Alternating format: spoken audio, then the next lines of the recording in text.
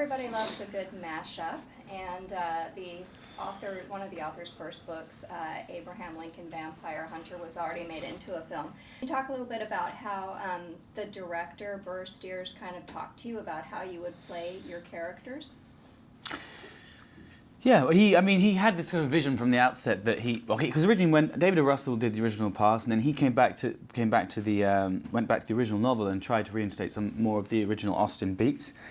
And I think all those beats really stand up in the movie. And he wanted us to sort of play it straight like real people without sort of really winking at the camera so much, and just sort of exist. The world around us was ridiculous, and then we just sort of created these.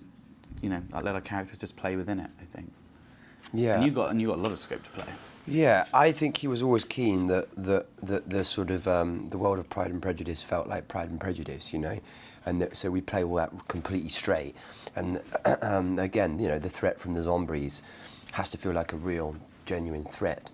And I think part of the success of the film really depends on how these mashups, or whatever you want to call them, how the tone of them is judged. And I think it's always better to sort of play it for real. DreadCentral is a horror website, so I want to know a little bit about some of the undead mayhem in this film. Well, we were really fortunate. We had an amazing prosthetic team to do the zombies, and I think this guy had done Meryl Streep in The Iron Lady when he completely transformed her. So he came and did some really actual physical prosthetic effects, like on Mrs. Featherstone, when she's playing with her face and it's kind of peeling off. All of that was real and was kind of built on her. So that was interesting when you were eating lunch opposite her and you were her eyes falling out. Yeah. So are you a fan of horror films? Yeah, I am. And what are some of the ones that you enjoy? Hammer horror and stuff like that. But I wouldn't say I'm a sort of real horror kind of cinephile, as it were. What great horror movies? For me, my favourite's The Shining. Yeah, films like that, kind of ones that are kind of psychologically.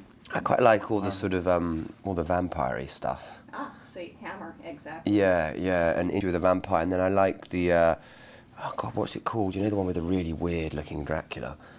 Christ, what's his name? It was black and white. Yes, that's a great movie. It is. Yeah, and that and actually at times I think when the horror stuff in this works is when it feels kind of hammery. There's a heightened tone to it, which I think is interesting. Mist and steam and Englishness.